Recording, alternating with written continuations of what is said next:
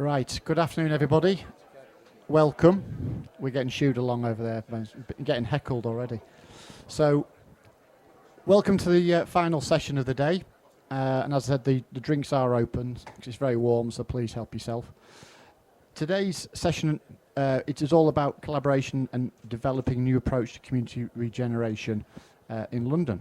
Now, we do have some 3 London boroughs on the panel as well. But we've got Jules, who's going to do a keynote speech opening up early. So if I hand over the mic to Jules, and he can go from there. Thanks very much, John. It's really good to be here. My name's Jules Pipe. For those who don't know me, I'm the Deputy Mayor for Planning and Regeneration at the GLA. I just want to thank John and your team for organising this session, which I think is really appropriate here, how we can develop a new approach for community regeneration in London through collaboration and innovation. And it's great to be able to talk to regeneration for once today, because actually everyone wants to talk to me about planning for some reason. I'd like to start by welcoming all the London boroughs who are in the room. I think that London's representation here at UKREiiF overall, both the strategic and the borough level, I think sends a really clear message to investors that London's open for business and focused on securing the investment that our city needs to drive economic growth and deliver housing. I mean, London continues to be one of the most attractive places in the world to invest. We've got a really ambitious London growth plan that was developed in collaboration with London councils. Mayor Perry led on that for London councils, Howard Dorber at the GLA. Soon we'll have a new London plan as well that was kicked off just the other week. The draft plan, well, actually the consultation is live now, so I'm going to shamelessly use this opportunity to say, get your consultation responses in. Don't collar me outside. Get onto the portal, put your consultation responses in to the 50 or 60 page document that we have just published. But that plan will be, we hope to publish a draft around sort of May next year. And in that, as a city, we're putting in place the strategic frameworks along with the economic growth plan that set out where growth will go and the form that it should take. And I think it's fair to say that in a lot of sectors, London's economy is rebounding, but it really does need to maintain momentum if we're going to deliver the homes and the commercial spaces that are really vital to unlocking the growth potential that exists in the capital. And also, of course, we've got to do that at the same time as pulling off the no mean feat of transitioning to net zero and also delivering good growth, not growth at any cost. I mean, London's population is projected to reach around 10 million by 2050, and that's going to require huge investment in housing, in infrastructure to support that housing, public spaces across the city. We need to create something that's attractive, thriving neighbourhoods, provide opportunities for all Londoners, all at the same time as tackling climate change and all the other things that running a big city throws at us. But growth means nothing if Londoners who are already Londoners, not just Londoners, future Londoners, if the current Londoners can't feel the benefit in their daily lives, they've got to have more money in their pockets or see positive changes in their lives in some way and in their local areas. London's growth can't come at the expense of the people and the places within it. And I think it's really here where the London Plan's good growth objectives really come in, as they provide a real overarching framework for delivering growth that's socially and economically inclusive and environmentally sustainable. Now, at the heart of how we tackle the key challenges facing London, such as the housing crisis, delivering really inclusive growth and maintaining London's international competitiveness, I think the key there is partnership working between the Mayor and London's boroughs. I think this secures better outcomes for Londoners all round. London's boroughs play an absolutely critical role in both on-the-ground delivery, obviously, in a wide range, huge range of public services, but also they play a crucial role in shaping future growth. And I think specifically here by curating the regeneration offer in their areas. Often, if you've got a huge landowner with a huge tract of land, often, obviously, they're taking the lead. But in many places, many regeneration places across London, that's not the case. It's fragmented land ownership, And it is here that boroughs have an absolutely crucial role to play in curating the outcomes that we want to see. And as far as what we want to see at City Hall, I'd like to just touch on our deployment of the Mayor's Good Growth Fund, which has been investing in small to medium-sized regeneration projects across London over about the last 8 years. And there's been about 70 of them, and we've invested up to about £2 million of match from the GLA. And I think through that we've empowered partners across London to tackle problems that they're facing locally, but at the same time they've ended up prototyping solutions that are applicable to citywide challenges. We've learned through the programme of investment that co-design, community development and community engagement are absolutely core ingredients to ensuring that residents shape projects for the benefits of the communities that they serve. And at the other end of the scale, of course, there's the Olympic Parks, Old Oak Common, King's Cross, Barking Riverside, amongst many, many others. And they reflect the kind of, I call it the more transformative regeneration that can happen across the city. And these developments are delivering housing and commercial spaces at a huge scale, and they're going to underpin London's overall economic dynamism. And I think the boroughs on today's panel, I think, really give a flavour of that spectrum of emerging regeneration opportunities across London. So big or small, bold ambitions, whether big or small, in combination with strong place-based partnerships to unlock regeneration opportunities and growth. I think, at the same time, embedding community engagement at the heart of it is really going to help us build a fairer, prosperous and more inclusive London for all. Thank you very much. I'm going to hand back over to John. Thank you very much, Jules. Much appreciated. So feel free to run off. So what we're going to do now is we're going to run through each of the Yemi, Jason and Helen. We're just going to run through individual sessions on their plans coming for the future. And then we're going to go through a bit of Q&A after that as well. So if I can pass over to Yemi straight away. You'll need your clicker. Thank you. So Meridian Water is one of Enfield Council's regeneration schemes located in Edmonton. The project aims to deliver 10,000 new homes, 6,000 jobs, high quality design and placemaking and significant physical and social infrastructure. But most importantly, we're working hard to ensure that local people are the primary beneficiaries of all this investment. So what's happening on the ground right now? Well, since September 2023, we have people that have moved into the first phase at Meridian Water. We now have fantastic new homes, people occupying them and people thriving. Just last month, we officially launched a brand new play and skate park as part of that first phase. We have the community garden in phase 1, which opened in autumn 2022. It's now well established. It is a cherished green space where local people grow, learn and share food, all lovingly cared for by the local community and by the conservation volunteers that manage the space. We're also moving forward with Meridian 2, one of the first parcels within phase 2. It will deliver, once complete, 100% affordable housing and 300 square metres of commercial space. The strategic infrastructure works needed to unlock the rest of phase 2 is also well underway. We're talking about new parks on a scale not seen in this part of London since the 2012 Olympics. We're talking roads, 4 new bridges, river naturalisation, cycleways, flood alleviation and sustainable drainage and remediation.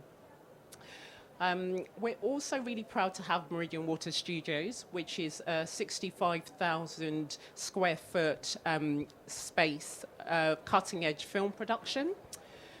We also have the Skills Academy, created in partnership with Capital City College Group and Vistry Partnerships, who are delivering Meridian 1 and Meridian 2 for the council. The Skills Academy aims to deliver 500 training opportunities a year for local people in construction. Next up is the Drum Sheds, which is a 600,000 square foot repurposed IKEA store that has morphed into an ultra hybrid cultural venue. So think music, film, fashion, immersive theatre, and exhibition space. I went to an orchestra there, and it was an amazingly immersive experience. And Broadwick, the operators, are really doing their bit to democratise access to some of these cultural events. Now, Jules will know the blocks very well. It's an open access maker space that is empowering over 700 businesses. Blocks gives people access to specialist tools and training to help them explore ideas, build businesses, and change lives. It's become a creative energy in Edmonton, and a hub for education, culture, and community enterprise. As well, one of the council's key delivery partners, Blocks, has helped us deliver a wide range of cultural, placemaking, and community-led events. And the initiatives continue to shape Meridian Water's growing legacy. But we want more. More housing across a full range of tenures, affordable, private, rented, homes for sale, student. We also want more infrastructure that connects people and empowers, more collaboration, more partnerships, more community-led initiatives, just more. And not because we're chasing numbers, but this really isn't just about ticking boxes for us at Enfield. It's about people. It's about impact. It's about tangibly improving people's lives, building stronger communities, boosting local economies, and creating places people are proud to call home.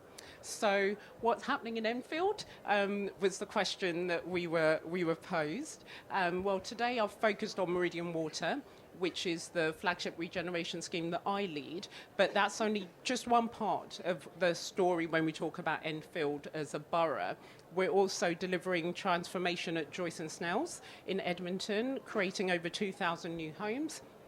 Over half of those affordable, alongside community investment. We're unlocking small sites to support SMEs and local developers, making sure that the pipeline is diverse and inclusive. Because Enfield really is a borough on the move, and we are not planning to stop anytime soon. Okay, I think that's it from me. Lovely, thanks very much, Yemi. So we're just going to pass over to Jason, who's going to give a synopsis. You don't have a presentation. I'm not as organised as Yemi. I don't have a presentation. So hopefully, look, you get a picture of me. I do apologise. So, is there a slide? There you go.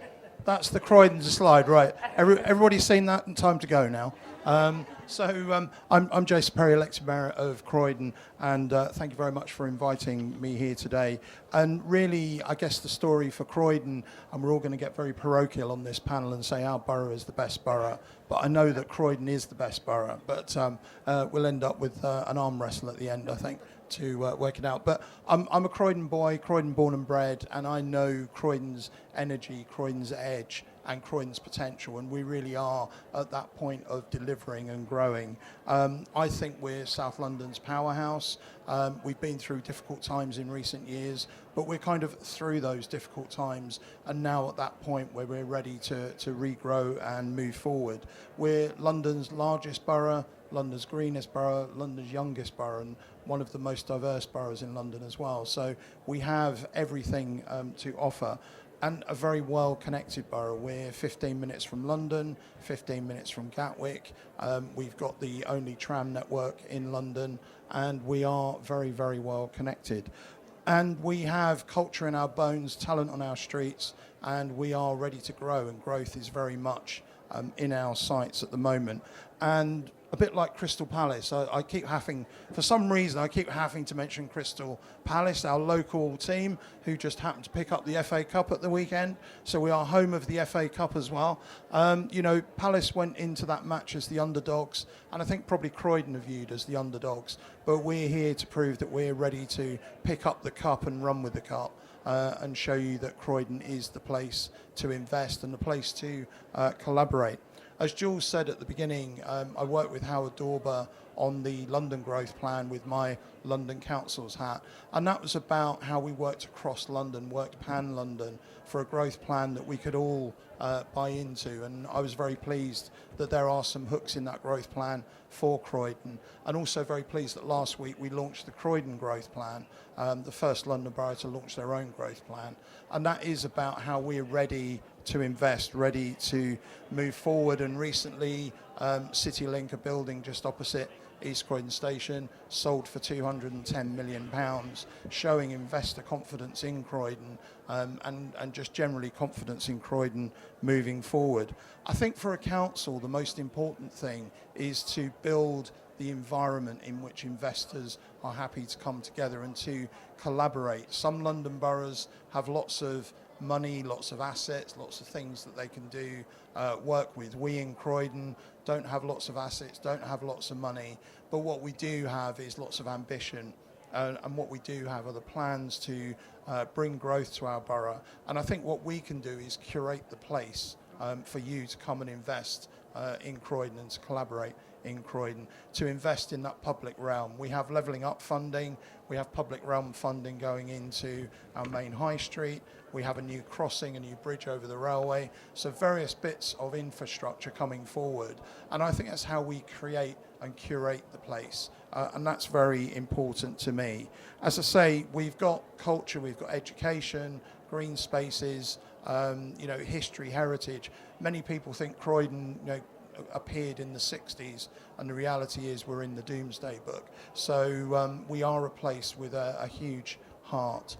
I guess one of the real developments we're working on as a council development is Regina Road, which is a council estate, and it's good to see some of the team in the room today. And Regina Road kind of brought shame on Croydon because of the conditions that our council tenants were living in.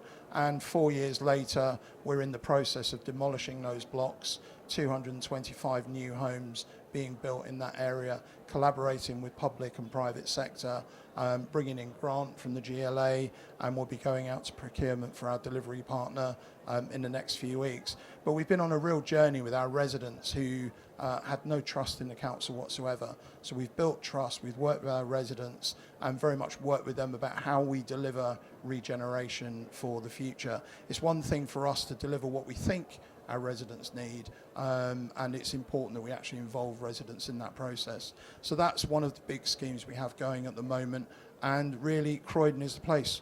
Croydon is ready. Are you? Fantastic. Thank you very much, Jason. So we can move on down to Helen.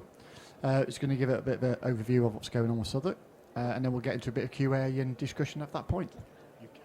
Brilliant, thank you so much. So I'm Helen, I'm the lead member in Southwark with responsibility for new homes and sustainable development. I think myself and Jason can reach across the political divide and agree that South London is best. And I'll give you a bit of it. Just Croydon's better. Okay. For those of you who don't know Southwark, we are a hugely diverse borough, and I feel very privileged to have lived there for the last 20 years and to be bringing up my family there. We have, the Tate Modern up on Bankside, and a huge amount of development happening still around the Thames, London Bridge and Bankside, stretching down to what is kind of ancient woodlands right in the south in Dulwich Woods. So massively diverse borough. I'm just going to speak about two of the opportunity areas and then some of our wider ambition around council house building in particular. The Old Kent Road is, I think, one of the most exciting opportunities, not just in Southwark, but across London in terms of what is being brought forward and what has the potential to be brought forward if we get agreement on the Bakerloo line upgrade and extension.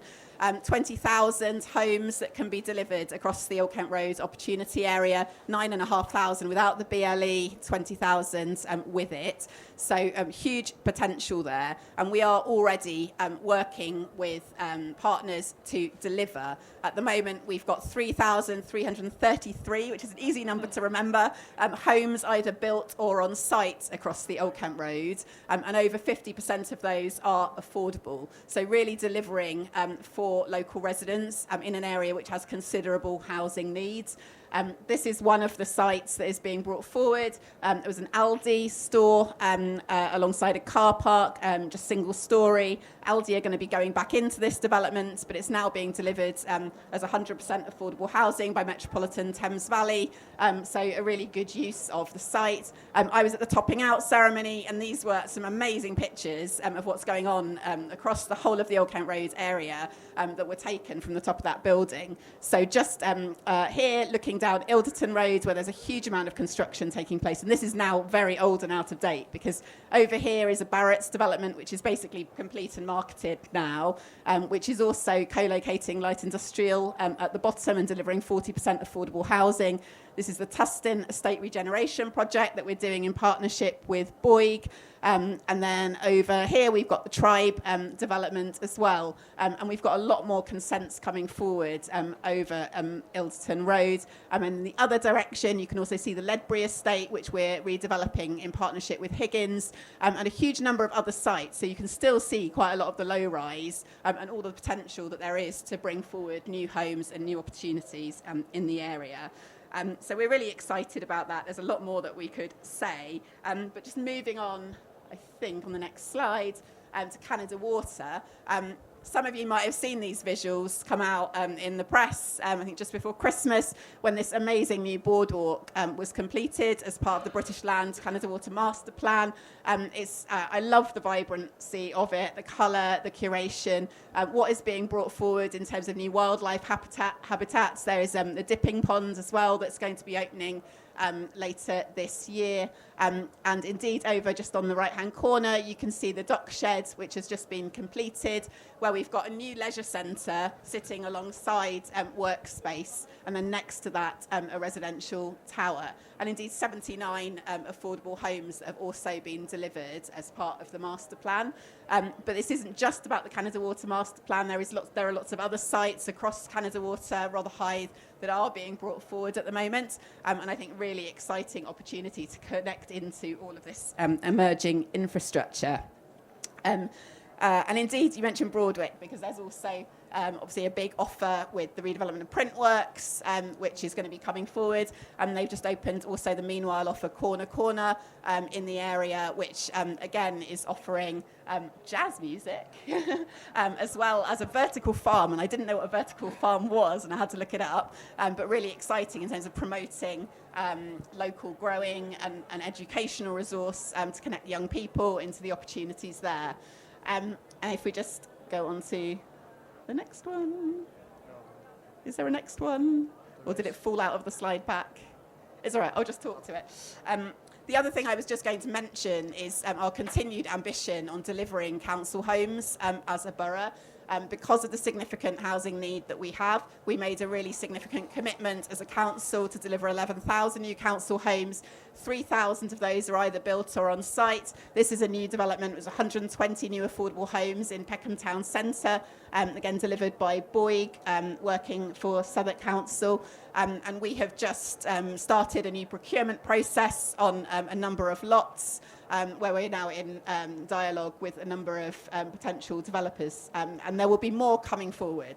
So we have huge ambition to make sure that that pipeline of sites that we have is built out. So do look out for those opportunities. And in addition to the council homes, also new key worker homes that are being brought forward in Bermondsey, a new community land trust, and also looking for partners on a new nursing home in the borough. So lots of opportunities for people to work with us and to deliver really meaningful change for our residents. Thanks. Brilliant. Thanks very much, Helen.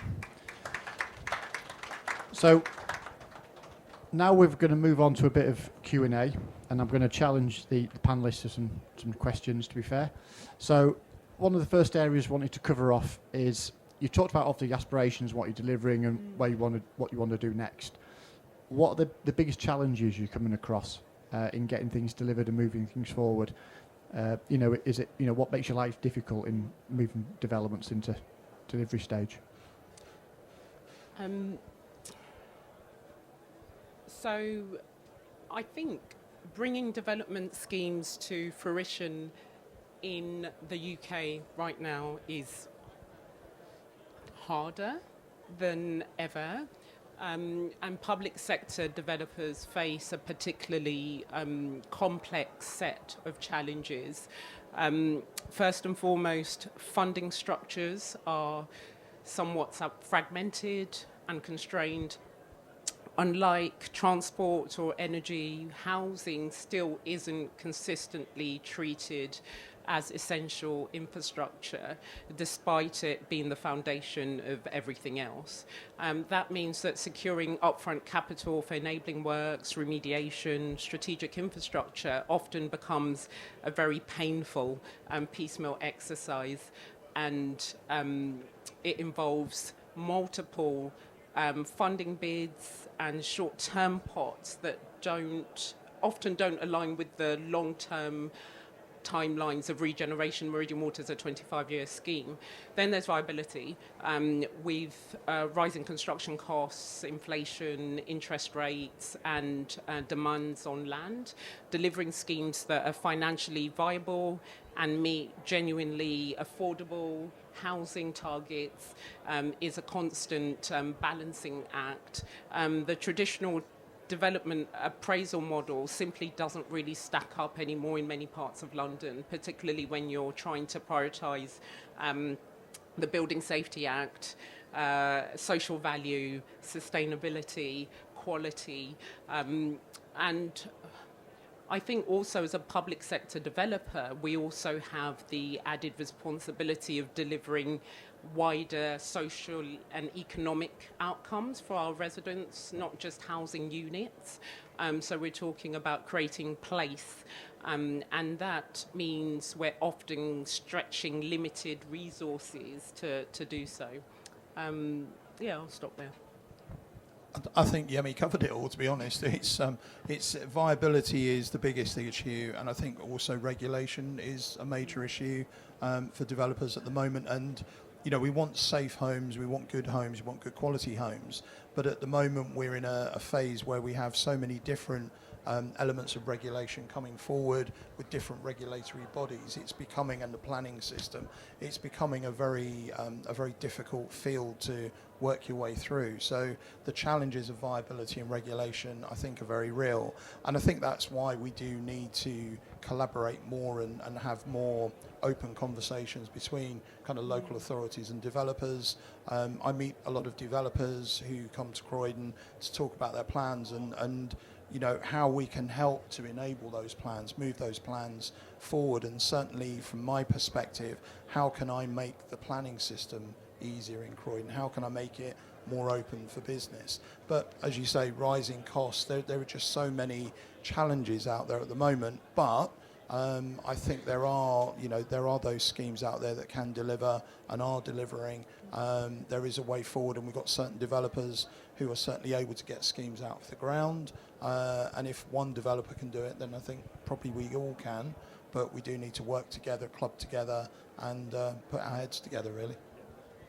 Thank you very much, Jason. It's one of the things that, engagement, early engagement, you're trying to risk management all the way through the process. We did with Tustin many years ago through that side of things. But Helen, from your point of view, all the plans that you've got moving things forward, the dialogue you're getting with investors and developers, how are you finding the procurement challenge in the gateway process? The planning. How would you navigate it through? I would want to say that I think we've got a brilliant planning team at Southwark, and they're very experienced and know the borough very, very well. So I hope that when people are going for those initial conversations, they're getting a really good response. We try to be as proactive as possible. We try to listen and be flexible and respond. Clearly, we've got a lot of tall buildings, and the challenges around the gateway process are really evident and don't need to be repeated, probably.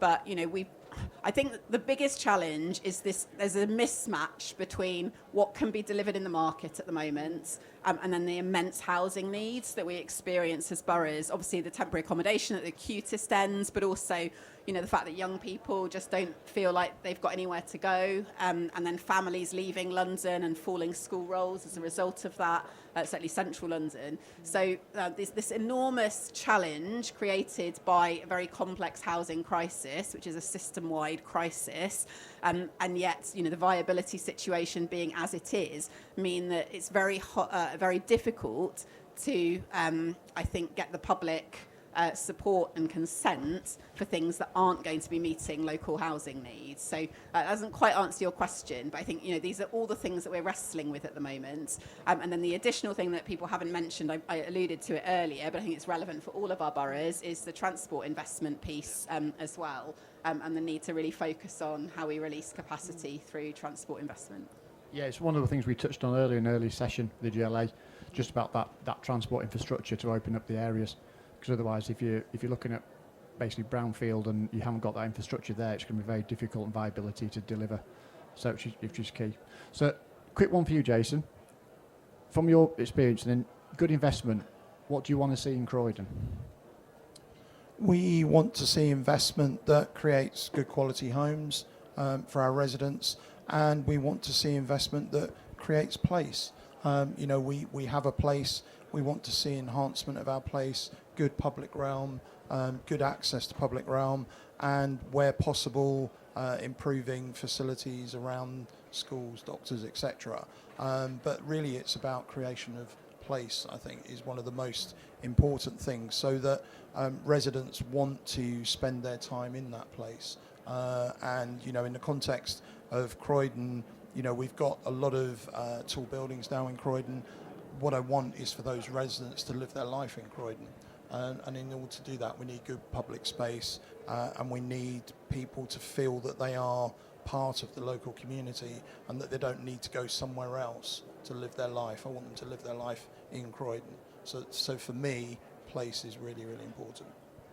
Got you. Sounds like all the boroughs are looking to put a bit of brick around work around all the inhabitants. Yeah, build a wall. Yeah. So from your perspective then, Yemi, the good investment, is that the same thing as Jason's saying? Yes, I think so. I think for Enfield, good investment is also about more than just financial return. It's about partnership, purpose and long-term value. We were talking about it earlier, and stewardship. Good investment means working with partners who are aligned with our values, who understand that successful development must deliver for local communities, and we've all said that, not just the balance sheet. It means bringing forward sustainable, high-quality schemes that generate social value, support inclusive growth and create kind of thriving places that stand the test of time. I think we're really looking for investors who want to do more than just build. So we want collaborators who are interested in innovation, inclusion and impact. That might be through skills and training programs, affordable housing delivery, community wealth building, or embedding kind of climate resilience into design and construction. Yeah. Brilliant. Is that the same sort of thing for yourself, Helen? Yeah, I mean, Finish people who are interested in the long term and seeing what can be achieved together. I think. We've got a borough plan that we've agreed, Southwark 2030, and that sets out the outcomes that we kind of hope to achieve working with other partners for our residents. And there's a big focus in that, and I think this is another big challenge around addressing inequality. So through the developments that we're bringing forward, kind of key question always in my head is about access, is about how is this going to benefit the lives of the people on the waiting list, how is it going to benefit those who aren't in housing security at the moment of any kind. But how is it, if I talk about Elephant and Castle, right, and there's been a lot of, we get a lot of grief from residents and people about Elephant and Castle and what's happened there. And I don't want to rerun history, but the landscaping is incredible. And Elephant Springs, which is the kind of children's play area, which is open to everybody, is amazing. So that development has brought something forward that children from my ward, the ward that I represent, which has one of the largest council estates in the whole borough, they go and play there in the summer, and that development has directly brought that incredible kind of democratized kind of public realm and place space to them. So, you know, I think that that's the kind of benefit that we're seeking to achieve working together. Brilliant, thank you very much. So, thank you very much for the panellists. Before we depart and everyone gets on the alcohol, any questions from the floor? And to open up?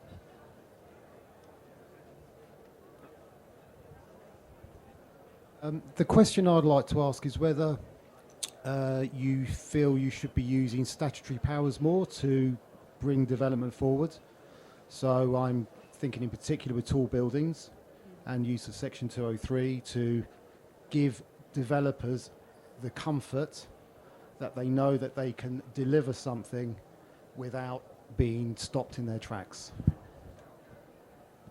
So I wish my planning colleagues were here, but I know that the kind of things we've done is on our large generation schemes seek to get outline planning permission for things. We feel that that's been very important for us to then allow developers to come in with that comfort, general principles aligned, and they've said developers to come in.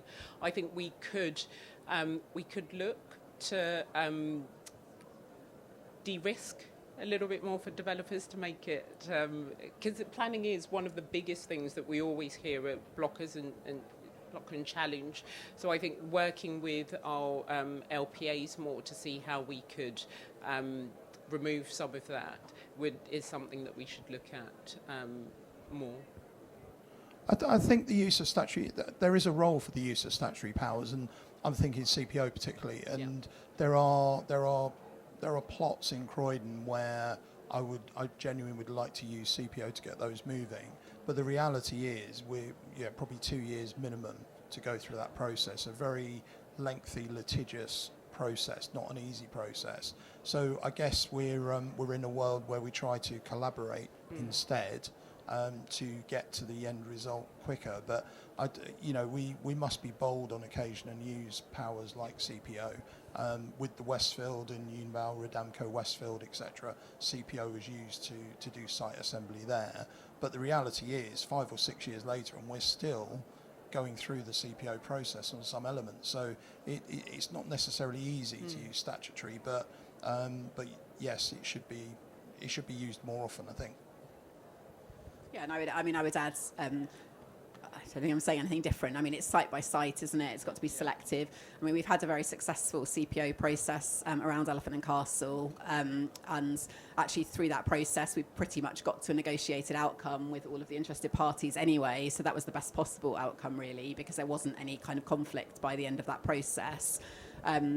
We've also used local development order to bring forward the extensions of district heat network. We've also appropriated for development as well up in Bankside to try and prevent lengthy legal challenge. So I think where things are strategic, and obviously we've looked at other options. Sometimes that is going to be the best way forward. But I think we need to very much look at site by site basis.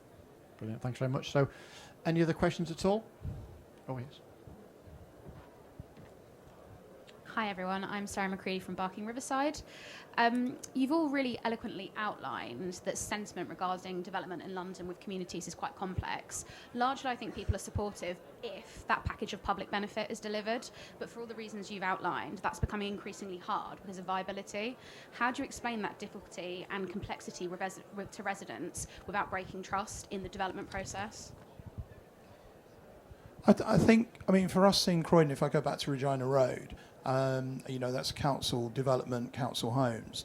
But although it's a really difficult process, we have made the public realm and the setting of that regeneration the most important thing, that it is set in a green space, that we maintain green space, create a much better environment. And I think we have to stick to those principles. It's not easy, but we have to stick to those principles, work through those principles. And sometimes it does cost more, but I think we have to put that investment in, because otherwise we're going to create places that are not going to stand the test of time. And what we want to do is create places that are going to last and grow and become their own, environment. And I think if we shortchange at the front end, we're just going to end up with problems at the back end. So it does take time and energy, but I think we're all committed to doing that. And I think what I really loved there that you mentioned is trust. And I think for us, we've realised that community engagement is not just something you do at planning, it's a journey. So actually we are, during delivery, I have monthly meetings with our key stakeholders, including our residents and the residents groups, so we can take them along the journey of what's happening, why things have to change. I often have documents from 2015 before I was ever working on the project saying, Meridian Water said they were going to deliver X, Y, Z. Why haven't you delivered it yet? So I think it's explaining to our very, very smart residents and kind of commercial stakeholders why we are where we are. And often in taking people through that journey, they understand. You understand? One of the things, I can't remember if I mentioned it earlier, but on the Old Kent Road, we have a community review panel that we established. And that has worked really well, kind of mirroring a DRP kind of process, where we've got people who have not been involved in any kind of discussions about development who are contributing not just to the overall discussions about the AAP, but also to individual schemes. And they've provided really positive feedback. And I think that works well because they feel part of the process. They don't feel like it's tokenistic or just coming in at the end of the process. Where things don't work well, it's when things are not shared in advance. I think with residents, they can feel that the consultation is tokenistic and that decisions have been made anyway. And I think let's be honest, one of the challenges as well, and this relates to viability, is a lot of the kind of amendments that are coming forward at the moment, where people felt okay, they could agree to something that was delivering X, Y, and Z, and now that is changing, and then there's a lot of sentiment which is like, well, that was what the developer was going to do anyway, etc., etc. So that is really challenging. I don't have an answer to that because I think it's something that we're all working through at the moment. But I guess the question to throw back is actually, if we're not able to secure any of the kind of tangible benefits for the local community, is it the right scheme and is it the right time to be bringing it forward? And we need to be committed to continue to get through this difficult phase and to meet those challenges. But I think, let's just be honest, there are some difficult discussions that need to be had as we go through that. Brilliant, thanks very much. So, any more? Fantastic. Well, thank you very much indeed. We're going to thank the panellists for the time and obviously the insight into the boroughs. And obviously, please help yourself to a drink. Thank you very much.